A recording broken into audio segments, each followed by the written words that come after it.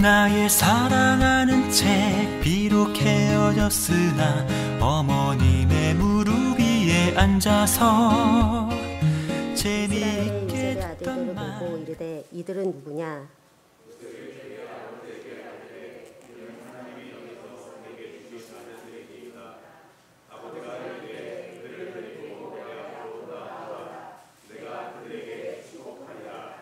이스라엘의 눈이 나이로 말미암아 어두워서 보이지 못하더라. 요셉이 두 아들이 이끌어 아버지 앞으로 나아가니 이스라엘이 그들에게 입맞추고 그들을 안고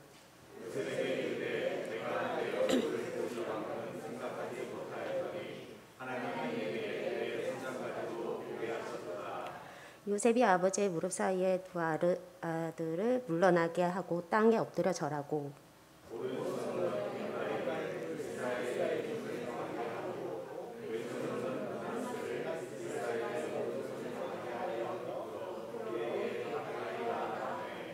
이스라엘이 오른손을 같이 교독하겠습니다. 이스라엘이 오른손을 펴서 차남 에프라임의 머리에 얹고 왼손을 펴서 문나세의 머리에 얹으니 문나세는 장자라도 팔을 바꾸어 얻었더라. 아멘.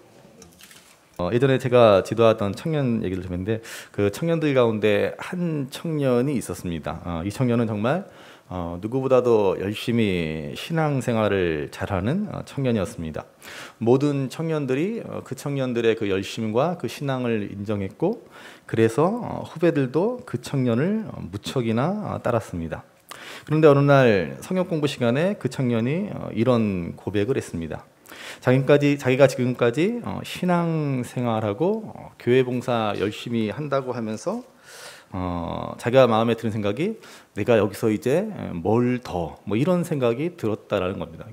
무슨 말인가 그랬더니 본인이 생각해도 본인이 너무 열심히 신앙생활을 해서 자기가 하나님 앞에 더 이상 할 게 뭐가 있냐, 얼마나 뭐 이제 신앙생활 여기서 더 잘할 수 있느냐, 뭐 이러한 교만한 마음, 뭐 자만심, 뭐 그런 생각이 들었다라고 하는 것이죠. 그러면서 성경을 배우고 공부하면서 그런 자신의 생각들, 그런 자신의 모습이 얼마나 우물한 개구리와 같은 모습이었는가 하는 것을 깨닫게 되었다라고 하는 것이죠. 그 얘기를 들으면서 내가 그 청년이 한층 더 성숙한 믿음의 길로 들어가는 것 같아서 굉장히 기쁜 생각이 들었습니다. 당시에는 야, 너 옛날에 그런 생각이 있었냐면서 조롱하면서 웃기도 했지만은 참 자신의 그런 모습들을 깨닫고 다시 자신을 되돌아보면서 한층 깊은 믿음의 길로 나아가는 모습에 참 기뻐했던 일이 있었습니다. 자, 사도 바울은 우리 신앙생활에서 늘 경계로 삼아야 할 중요한 말씀을 주십니다. 고린도전서 10장 12절의 말씀입니다. 한번 읽어보시겠습니다. 그런즉 선줄로 생각하는 자는 넘어질까 조심하라. 우리가 항상 기억하고 늘 명심해야 할 중요한 말씀 가운데 하나입니다. 내가 신앙이 참 좋다? 내가 신앙생활 참 잘하고 있다? 내가 이 정도면 됐지? 뭘 더 할 게 있느냐? 뭐 이런 식의 생각을 갖게 된다면은 우리는 넘어질까 조심해야 된다. 내가 이쯤이면 됐지. 내가 남들보다 신앙생활 잘하지. 그럼 항상 그때가 위기의 순간이고 그때가 우리의 신앙이 잘못된 길로 빠질 수 있는 그러한 순간인 것을 알고 조심하라는 것입니다. 우리는 처음부터 끝까지 모든 것이 하나님의 은혜임을 절대로 잊지 말아야 합니다. 우리의 구원만 하나님의 은혜로 된 것이 아닙니다. 구원받은 이후의 삶, 우리가 헌신하고 수고하고 봉사하고 사랑하고 섬기는 모든 일들, 하나님의 백성으로 살아가는 모든 일들이 다 하나님의 은혜로 된 것임을 우리는 절대로 잊지 말아야 하는 것입니다. 이 사실을 기억하면서 오늘 본문 말씀을 한번 보시기 바랍니다. 지난 주일에 본 말씀은 야곱은 요셉에게 자신의 장래에 관해 지시하고 마지막 힘을 다해 하나님을 경배하는 것이었습니다. 이제 오늘 본문은 그 일 후에 일어난 일입니다. 본문 앞에 1절을 보시면 48장 1절을 보시면 요셉은 야곱이 병들었다라는 소식을 듣게 됩니다. 그래서 그의 두 아들 에브라임과 므낫세를 데리고 야곱에게 가는 것을 볼 수 있습니다. 그랬더니 2절을 한번 보시겠습니다. 2절 48장 2절 말씀을 같이 읽습니다. 어떤 사람이 야곱에게 말하되 내 아들 요셉이 내게 왔다 하매 이스라엘이 힘을 내어 침상에 앉아. 자, 야곱이 힘을 내어 침상에 앉았습니다. 우리가 아픈 사람 병문안을 가보지만 어지간하면 자리에서 일어나 앉기 마련입니다. 그렇지만은 심한 경우에는 많이 아픈 경우에는 그냥 누운 채로 병문안을 받을 수밖에 없지 않습니까? 게다가 가족이나 손자, 손녀가 병문안을 왔다라고 하면 대개는 그냥 누워 있기 마련입니다. 그런데 야곱은 마지막 힘을 내어서 지팡이에 의지해서 하나님을 경배했던 것처럼 힘을 내어 침상에 앉는 것을 볼 수 있습니다. 그냥 누워 있어도 되지 않겠습니까? 아들 요셉과 손자 에브라임과 므낫세가 온 것인데. 그렇지만 야곱은 그럴 수가 없었다라는 것입니다. 왜냐하면 그는 지금 하나님을 경배하는 일만큼 아주 중요한 일을 하고자 하기 때문입니다. 그래서 야곱은 죽을 힘을 다해 일어나 앉았습니다. 앉아서 무엇을 합니까? 바로 요셉의 두 아들 므낫세와 에브라임을 축복하고자 하는 것입니다. 그런데 이 축복에 앞서서 야곱은 아주 중요한 말을 합니다. 5절 말씀을 한번 보시죠. 5절 말씀 같이 읽습니다. 내가 애굽으로 와서 내게 이르기 전에 애굽에서 내가 낳은 두 아들 에브라임과 므낫세는 내 것이라. 르우벤과 시므온처럼 내 것이 될 것이요. 아멘. 자, 야곱은 지금 아주 중요한 말을 하고 있습니다. 그것은 자신이 그렇게 힘겹게 쟁취했던 장자의 축복을 이제 요셉의 두 아들들에게 주고자 하는 것입니다. 자, 이것은 야곱이 세상을 떠나기 전에 해야 할 중요한 일입니다. 이제 야곱의 12아들이 있는데 거기서 장자의 질서를 세우겠다라는 것입니다. 자신이 받은 장자권을 상속해주고 가겠다라는 것입니다. 야곱은 애굽 땅에 와서 요셉을 만나 마침내 하나님의 구원의 섭리를 깨달았습니다. 요셉이 어려서 꾼 꿈들이 비로소 해석이 되었습니다. 왜 형제들의 볕단들이 요셉의 볕단에 절을 하였는지, 왜 하늘의 해와 달들과 11별들이 요셉에게 절을 했는지를 이제 알게 되었습니다. 그리고 이 모든 것이 바로 하나님의 구원의 섭리구나 하는 것을 알게 된 것입니다. 하나님께서 요셉을 통해 구원을 행하시고 하나님께서 요셉을 축복의 통로로 삼으셨다라고 하는 것을 알게 된 것이죠. 그래서 이렇게 온 집안 전체가 요셉으로 말미암아 구원을 얻었으니 요셉이 마땅히 장자권을 상속받아야 한다라고 야곱은 생각했습니다. 그냥 즉흥적으로 그때 생각나서 한 것이겠습니까? 아마도 야곱은 오래전부터 이 일을 생각했을 것입니다. 애굽에 오기 전부터 가나안 땅에 있을 때부터 과연 누구에게 장자권을 상속해 주어야 할지를 그는 고민하였을 것입니다. 당연히 맏아들 르우벤에게 주어야 하겠지만은 그는 아비의 침상을 더럽혔습니다. 다음 시므온과 레위는 세겜에서 잔악한 복수국을 벌였기에 역시 부적합하다라고 생각하였습니다. 그래서 그 다음 유다에게 장자권을 줄 것인가 이런 고민을 하던 와중에 요셉이 살았다라는 소식을 듣게 되었고 요셉 때문에 온 식구와 이렇게 애굽에 내려와서 구원을 얻게 되었습니다. 그래서 야곱은 요셉에게 장자권을 상속하는 것이 자신의 사명임을 알고 이를 실천하는 것입니다. 사실 야곱은 이 장자권으로 인해서 어려서부터 큰 상처를 받았고 삼촌 라반의 집에서 정말 죽을 고생을 하지 않았습니까? 이렇게 된 데에는 야곱과 어머니 리브가가 아버지 이삭을 속였기 때문이기도 하지만 근본적으로 아버지 이삭이 잘못했기 때문에 그렇습니다. 본래 야곱과 에서가 태어날 때부터 장자권은 동생인 야곱이 받기로 되어 있었습니다. 태어날 때부터 하나님의 뜻이 야곱에게로 향해 있었습니다. 그런데 아버지 이삭이 자기 뜻을 고집했습니다. 이삭은 크게 잘한 일도 없기도 하지만 이삭의 유일한 잘못이라고 한다면 바로 이것입니다. 그는 자기 생각대로 자기 고집대로 에서를 편애하였고 그에게 장자권을 주고자 한 것입니다. 그래서 결국 야곱은 장자권을 도로 찾으려고 했고 팥죽 한 그릇으로 형 에서를 유혹하고 아버지를 속이고 결국 형제 간에 갈등이 생겨 밧단 아람으로 도망치는 일이 벌어지지 않았습니까?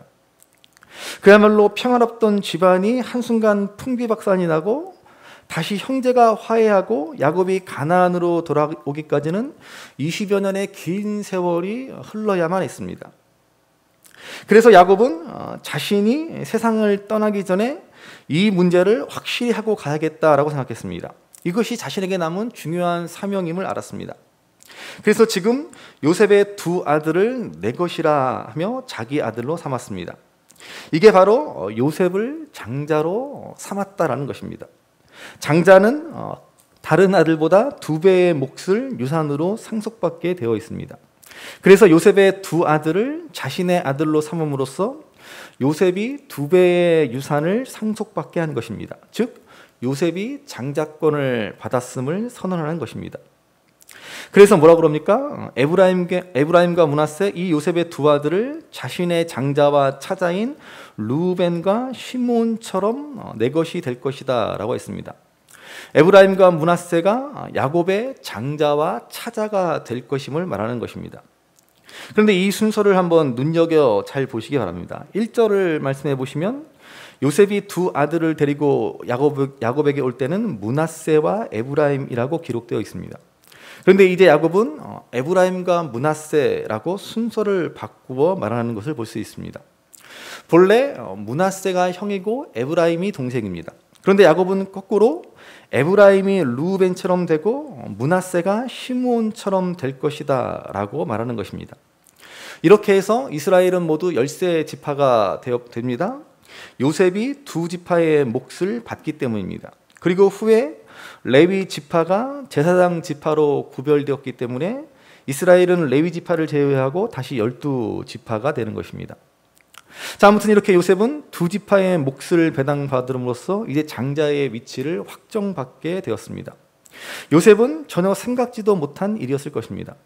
그렇지만 야곱은 이 일을 오래전부터 생각해왔고 지금 이 일을 실행하는 것입니다. 그러니 이 일을 그냥 누워서 할 수 있겠습니까? 정말 마지막 죽을 힘을 다해서 이 일을 하고 있습니다. 저와 여러분들도요, 마지막 죽기 전 정말 마지막 사명이 이 일임을 꼭 기억하시기 바랍니다. 예수님 이후로는 장자권이라는 것이 의미가 없어졌지만 죽기 전에 여러분 자녀들에게 분명히 너는 하나님의 자녀이다, 너는 하나님의 축복받은 백성이다라고 분명히 정리해 주어야 합니다. 재산만 정리하지 마시고, 물론 재산도 잘 정리해 주셔야 자녀들 간에 다툼, 불화가 안 생기겠죠. 정리할 재산이 있는 것도 참 감사한 일인데, 그 일도 참 중요하지만은 자녀들에게 분명히 너는 하나님의 축복받은 자녀다라는 이 사실을 분명하게 정리해 주셔야 합니다. 그래서 오늘 우리가 읽은 말씀에서 이제 야곱이 요셉의 두 아들에게 축복하는 것을 볼 수 있습니다. 8절 9절에 보시면 야곱은 요셉의 아들들을 보고 갑자기 이들이 누구냐라고 묻습니다. 10절을 보면은 야곱의 눈이 나이로 어두워서 그랬다라는 것을 알 수 있습니다. 자, 그렇지만 아무리 시력이 어두워졌다고 요셉과 함께 온 두 손주들을 몰라봤겠습니까? 야곱이 다 생각이 있어서 묻고 있는 것입니다. 야곱은 지금 누가 누구인지를, 누가 장자고 누가 차자인지, 누가 에브라임이고 누가 므낫세인지를 확실히 구분해야 했다는 말입니다. 그리고 이제 야곱은 요셉의 두 아들 므낫세와 에브라임을 축복합니다. 12절 13절을 한번 보시고요. 12절 13절 같이 한번 읽어보시겠습니다. 요셉이 아버지의 무릎 사이에서 두 아들을 물러나게 하고 땅에 엎드려 절하고 오른손으로는 에브라임을 이스라엘의 왼손을 향하게 하고 왼손으로는 므낫세를 이스라엘의 오른손을 향하게 하여 이끌어 그에게 가까이 나아가매. 자, 우리가 유심히 잘 보아야 하는 장면입니다. 요셉은 지금 아버지 야곱의 품에 있는 에브라임과 므낫세를 다시 물러나게 해서 이제 축복을 받으려고 준비합니다.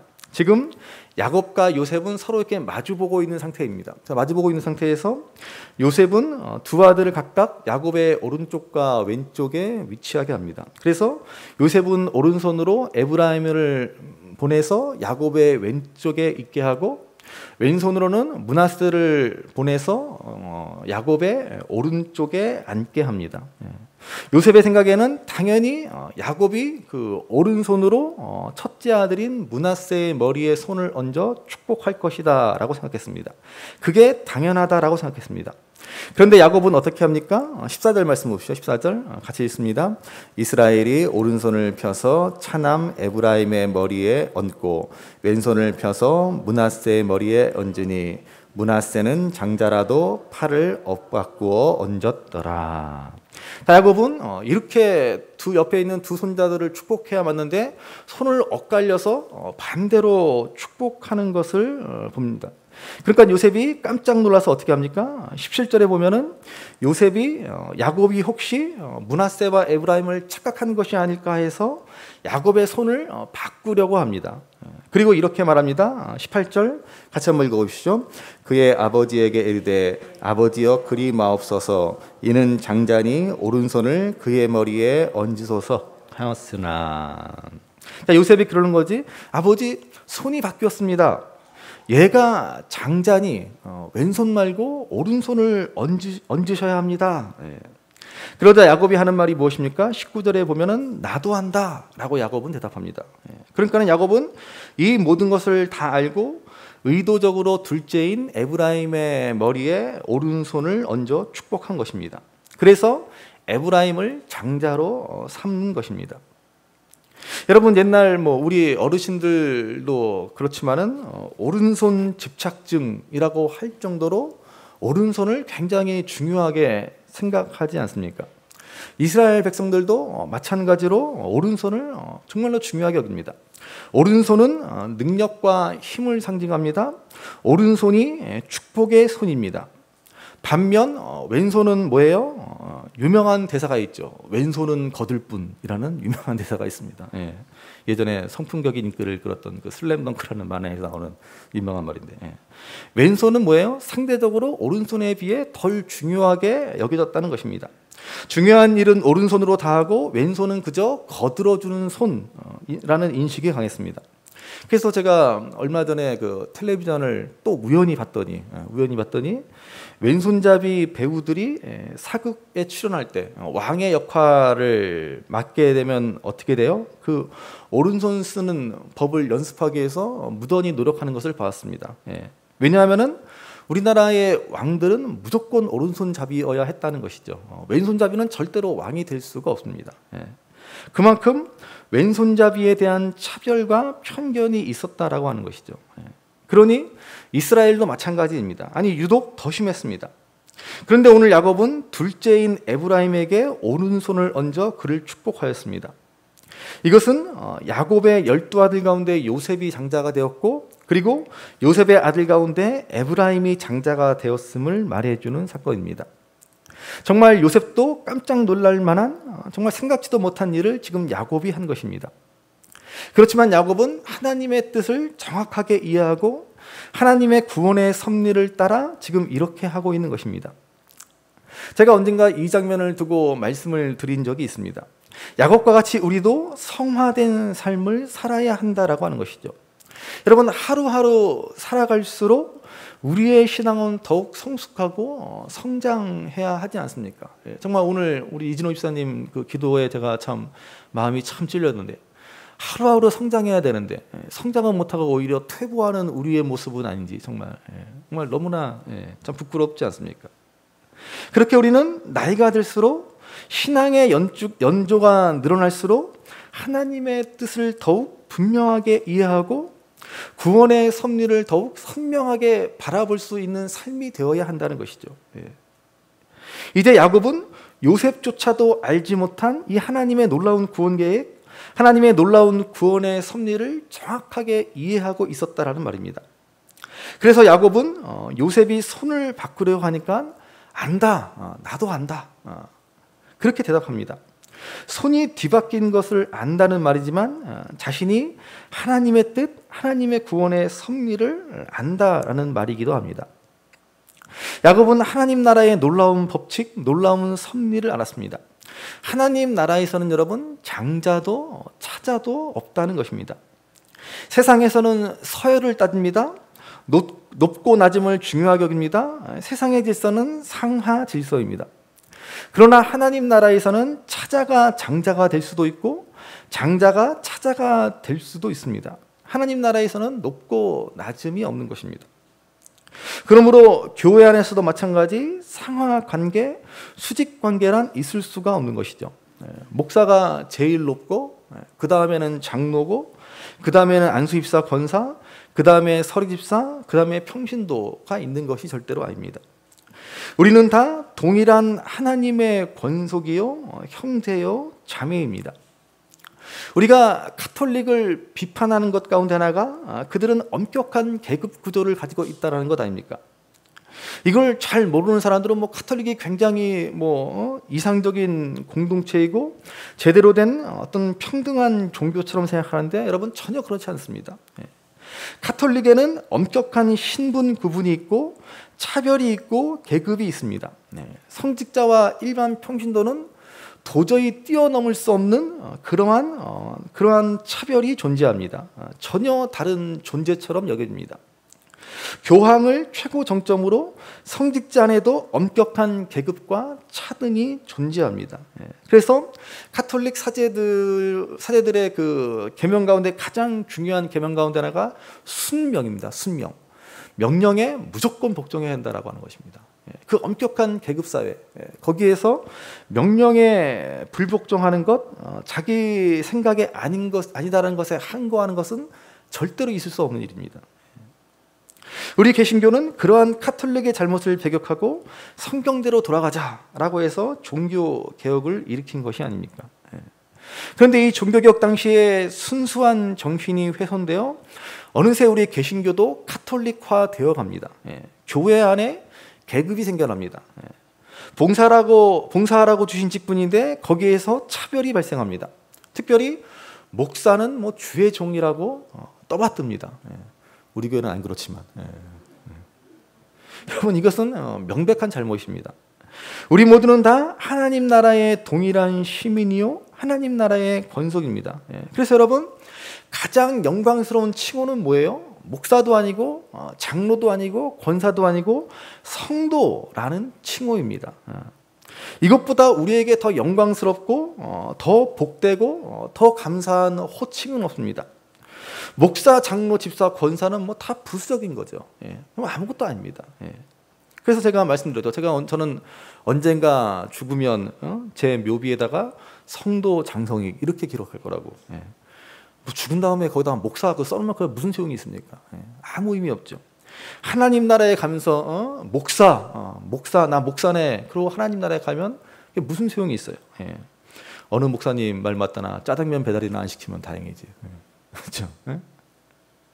그러면 여러분 교회 안에서 상하 관계는 있을 수 없습니다. 교회에는 높고 낮음이 없습니다.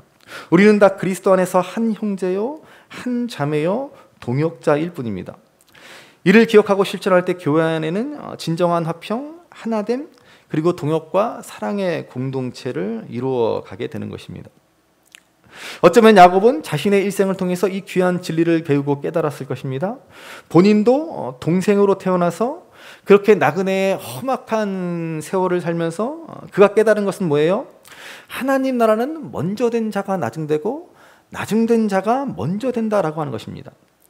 이 놀라운 구원의 섭리를 야곱은 나타내고자 둘째인 에브라임에게 오른손을 얹어 그를 장자로 삼고 있는 것입니다. 그렇습니다, 여러분. 먼저 된 자가 나중되고 나중된 자가 먼저 되는 것이 하나님 나라의 섭리입니다. 이것은 우리 예수님이 하신 말씀이지 않습니까? 마태복음 19장 30절 말씀을 보십시오. 마태복음 19장 30절 같이 한번 읽겠습니다.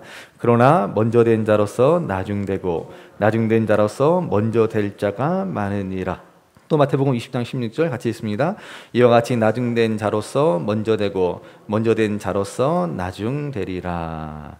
아멘. 자, 이 마태복음 19장 30절과 20장 10절 사이에 예수님은 하나의 비유를 말씀하십니다. 소위 포도원 품꾼의 비유라고 하는 것입니다. 비유의 내용은 여러분 잘 아시는 대로 이렇습니다. 한 포도원 주인이 포도원에 일할 일꾼을 찾으러 이른 새벽, 이른 아침부터 장터에 나갔습니다. 그래서 일꾼들의 일을 맡기고 한 데나리온을 주기로 약속합니다. 그리고는 이 주인은 또다시 아침 9시에 나가서 한 데나리온을 주기로 약속하고 또 일꾼을 데리고 옵니다. 그런데 또다시 12시에 나가서 역시 한 데나리온을 주기로 하고 일꾼들을 데리고 왔고, 그리고 또 오후 3시, 또 심지어 오후 5시에도 또 그렇게 합니다. 이제 오후 6시가 되어서 하루 일이 마치자 어떻게 합니까?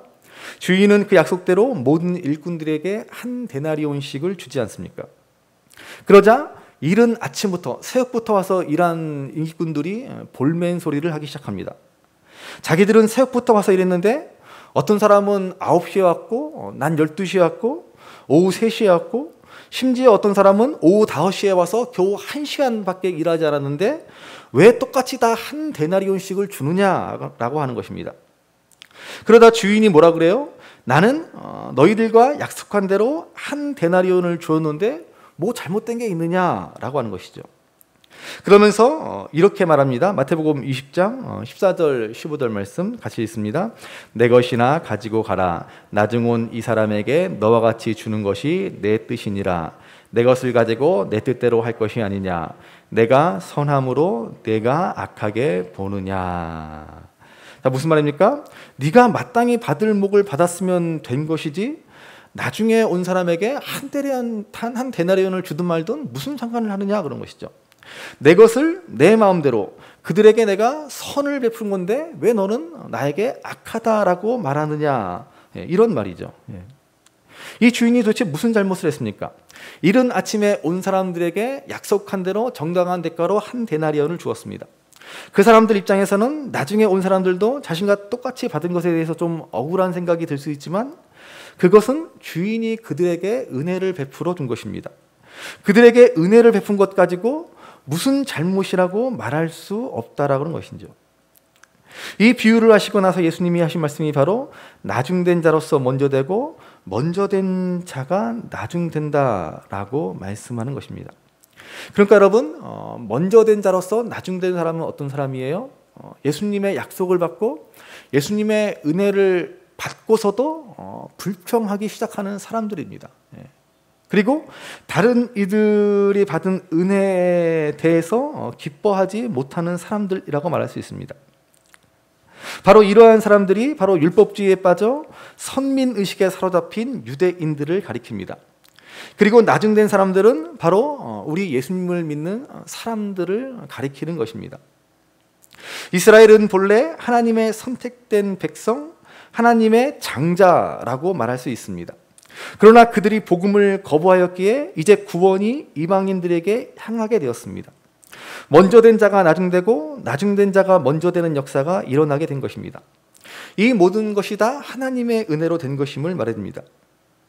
그러므로 오늘 야곱이 손을 바꾸어 에브라임을 장자 삼은 이 사건은 이방인들이 구원받고 다 하나님께로 돌아올 것이라는 참으로 이 구원의 놀라운 섭리를 미리 말해주는 것이다 라고 말할 수 있습니다. 그러면 이 은혜로 구원받은 오늘 우리는 어떻게 해야 합니까? 우리는 나중된 자로서 먼저 되는 은혜를 얻었습니다. 그러면 거기에 머물러서는 안 된다라고 하는 것입니다. 이제 먼저 되는 은혜를 받았으니 또다시 먼저 된 자로서 나중되는 일이 일어나지 않도록 해야 하는 것입니다. 끝없이 우리 자신을 경계해야 합니다. 그래서 사도 바울은 이런 유명한 고백을 남겼습니다. 고린도전서 9장 27절의 말씀을 보시죠. 같이 한번 읽어보겠습니다. 내가 내 몸을 쳐 복종하게 함은 내가 남에게 전파한 후에 자신이 도리어 버림을 당할까 두려워함이로다. 아멘. 사도 바울조차도 끊임없이 자신을 경계합니다. 그는 유대인이지만 본래 기독교인을 핍박하던 자였습니다. 그런 그가 하나님의 은혜로 극적인 회심, 변화를 맛보았습니다. 그래서 바울은 그때를 회상하며 고백하기를 부활하신 예수님이 마지막에 만삭되지 못하고 난 자 같은 내게도 나타나셨다라고 고백하지 않습니까? 무슨 말씀입니까? 나는 맨 마지막에 겨우겨우 턱걸이로 구원을 받았습니다. 나같이 부족한 사람이 정말 은혜로 구원을 얻게 되었습니다. 뭐 이런 의미입니다. 그 은혜에 감격하여 사도 바울은 열정적인 복음 전도자가 되었습니다. 그렇지만 사도 바울은 늘 자신을 경계합니다. 내가 복음의 사도가 되었다고 해서, 내가 하나님 앞에 많은 일을 하였다라고 해서 자만하고 교만하지 않게 하옵소서 하는 것입니다. 다시 말하면 나중된 자로서 먼저 되었는데 다시 나중되는 일이 일어나지 않게 하옵소서라는 것입니다. 여러분, 오늘 우리도 마찬가지입니다. 우리가 처음 예수님 믿고 회심을 경험했을 때는 내가 얼마나 추악한 죄인이었는지, 내가 얼마나 구제불능의 인생이었는지를 고백하며 깨닫고 살아갑니다. 그리고 이런 죄인을 향한 하나님의 사랑과 은혜에 날마다 감동합니다. 나중된 자로서 먼저 되는 은혜를 깊이 경험하게 되는 것입니다. 그런데 점점 그 은혜를 잊어버리고 맙니다. 그러고 나서 하는 소리가 이만큼 하면 됐지, 나만큼만 하라고 해. 점점 이런 생각이 우리의 마음을 사로잡습니다. 어느덧 교회에 박힌 돌이 되어버리고 맙니다. 그러면 이제 먼저 된 자로서 나중되는 안타까운 비극이 발생하고 마는 것입니다. 그래서 제가 여러분들에게 늘 빚진 자의 심정을 강조합니다. 우리는 늘 빚진 자의 마음으로 살아야 한다는 것입니다. 그래야 나중된 자로서 먼저 되게 하신 그 하나님의 은혜를 잃어버리지 않을 수 있습니다. 그렇지 않으면 결국 우리도 도로 나중되고 마는 것입니다. 그러면 감사가 사라지고 원망과 불평만 가득하게 됩니다. 다 내 덕분이고 다 나 때문에 우리 가정과 교회와 주위 사람들이 덕을 보며 산다라고 여깁니다. 나 없이 잘 될 것 같아? 이러한 마음에 사로잡히고 맙니다. 주위 사람들은 온통 한심하기 짝이 없습니다. 오늘 우리가 행복하지 못한 이유는 바로 이러한 마음 때문입니다. 다 내 덕분이라고 생각하다 보니 자신은 마땅히 받을 권리가 있다라고 생각합니다. 그런데 받지 못하니까 화가 나고 억울합니다. 우리가 불행한 이유가 바로 여기 있습니다. 빚쟁이의 마음을 품고 살아가기 때문입니다. 우리는 빚쟁이가 아닌 빚진 자의 마음이 되어야 합니다. 우리는 나중된 자로서 먼저 되는 은혜를 잃어버리지 말아야 합니다. 나의 나된 것은 다 하나님의 은혜로 된 것입니다. 사도 바울은 누구보다도 복음에 헌신했고 누구보다도 크고 위대한 일을 했습니다. 그는 13권의 성경을 기록하였고 그의 선교와 헌신 덕분에 기독교는 전 세계로 퍼져나가게 되었습니다. 그러나 바울은 이 모든 것이 하나님의 은혜임을 절대로 잊지 않았습니다. 결코 자기를 자랑하지 않았습니다. 오직 하나님이 은혜를 주셨기 때문에 그 모든 일을 감당할 수 있었음을 고백하며 최선을 다했습니다. 이것이 바로 나중된 자로서 먼저 되게 하신 은혜를 받고 살아가는 성도의 모습인 것입니다. 그러므로 오늘 에브라임을 장자로 세우는 이 야곱의 축복에 담긴 구원의 은총, 구원의 섭리를 기억하시기 바랍니다. 이 구원의 은혜가 저와 여러분들에게 일어난 일임을 기억하시기 바랍니다. 그래서 우리 함께 에베소 2장 12절 13절을 한번 읽어보시기 바랍니다. 같이 한번 에베소 2장 12, 13절 같이 읽습니다. 그때 너희는 그리스도 밖에 있었고 이스라엘 나라의 밖에 사람이라 약속의 언약들에 대하여는 외인이요 세상에서 소망이 없고 하나님도 없는 자이더니 이제는 전에 멀리 있던 너희가 그리스도 예수 안에서 그리스도의 피로 가까워졌느니라. 아멘. 본래 우리는 나중된 자들이었습니다. 우리는 그리스도 밖에 있었고 이스라엘 나라 밖에서 언약을 받지 못했던 사람들입니다. 소망도 없었고 하나님도 없이 멀리 떠났던 우리들이 마침내 예수님의 십자가의 피로 거룩한 성도요 하나님의 가족이 되었습니다. 나중되었던 우리가 먼저 되는 은혜를 받게 된 것입니다. 그러므로 오늘 야곱이 에브라임과 므낫세를 축복함과 같이 우리에게 이 구원의 축복이 임했음을 기억하며 이 구원의 은혜를 잊지 않고 날마다 그 은혜 가운데 모든 일들을 행하시는 저와 여러분들이 될 수 있기를 주님의 이름으로 간절히 귀하다 우리 어머니 알려주시던 재미있게 듣던 말이 책 중에 있으니 이 성경심이 사랑합니다. 나의 사랑하는 책 비록 헤어졌으나 어머님의 무릎 위에 앉아서 재미있게 듣던 말